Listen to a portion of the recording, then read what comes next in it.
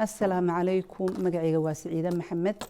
waxaan ahay kaltuur tolk waxaan u shaqeeyaa fareeninka la yiraahdo tiidig faral darastood wada shaqeyn ay ka dhaxaysa angareednaar khuykiiseed waxaan rabaa maanta inaan ka hadlo xanuunkan umada laayay oo adduun weynaha meel walba maanta gaaray oo la yiraahdo coronavirus ama covid-19 sida u taqaaniin inaan ka hadlo waxa isweydiin mudan ma u baahanahay inaan guriga isku xiro anoo cabsi ka qaba xanuunkii inuu hawada la socdo ama oo banaanka iga soo gaarayo ma loo baahan yahay inaan sameeyo ama daaqadaha aan xirto si oo hawada igu soo galin may taas waa qalad maxaa loo baahan yahay ama la isku qabadsiiya xanuunkan waxa la isku qabadsiiya oomiga afkaaga ka soo baxaya ama qaaca afkaaga ka soo baxaya ama markaad qufacdo ama aad hadasho fanfaniinka afkaaga ka soo baxaya ama markaa hindhisto aad tiraahdo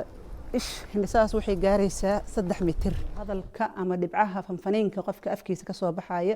waqtigu hadlayo ama uu hindhisayo ama oo qufacayo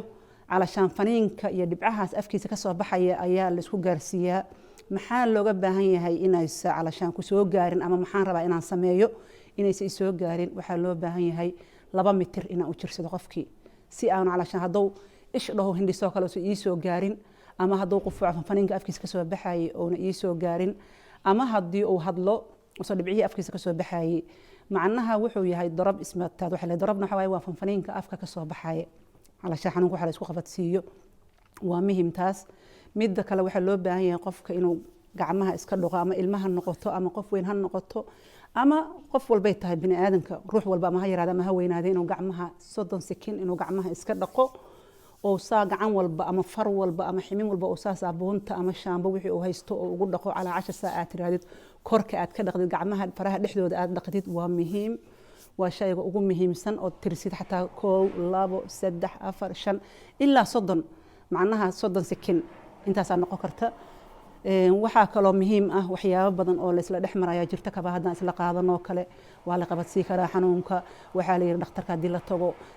lagu macaawinayo qolba lagu soo xiraa ma fiicna waxaas qaladka ah ee magaalada la marayo waa laga qurux badan yahay waxa muhiim ah haddii aad rabto inaad wax ogaato inaad ka ogaano ama aniga ama qof kale ama cali wuxuu oo yiri oo calashan ah inaan ku iraado maanta waxa la yiri dhakhtarka hadaan tago cidi caawinaysa ma lahan waxa muhiim ah wax aad hubto inaad ku dhaqantid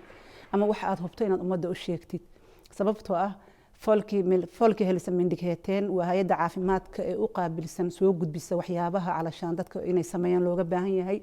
waa muhiim inaad raacdid haddaad maxay su'aal ka qabtid waa wici kartaa ama qof luqada yaqaanad maxay dhihi kartaa caawi waa muhiim waxaad hubto ama annagana soo wici kartaa taleefanada meel walba adduunka yaalaan inaad wacdo oo aad tiraahdid maxay aheeto waxaas baa la yiri ma ii wici kartaa dhakhtarka ama xanuunku saas buu ii hayaa ma aadi karaa dhakhtarka waxa kale oo jirto qofkii inuu guriga isku xiro asoo xanuun badan hayo oo cuntadii ka go'ay oo waxba cunaynin oo sacabitaan cunaynin taas kale waxa muhiim ah qofku inuu aadan la xiriiro centralkiisa ama dhakhtarkiisa inuu la xiriiro hadda waxa la siinaa falembo oo qofka jirkiisa oo qalalay calashan la qoynayo la caawinayo qofkii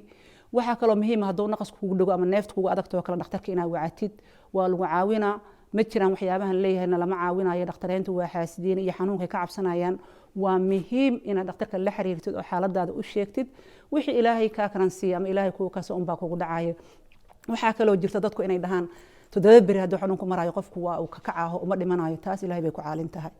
inuu qofku ka kacayo inuu 7 bari leedahay inuu 14 bari leedahay inuu bil ku haynayo waxa muhiim ah inuu qofku insha Allah oo dadaalo oo maxay dhakhtarkiisa la xiriiro wixii calashaan culus oo adkaysan waayo dhakhtarka la xiriiro waa muhiim assalaamu calaykum wa rahmatullaahi wa barakaatuh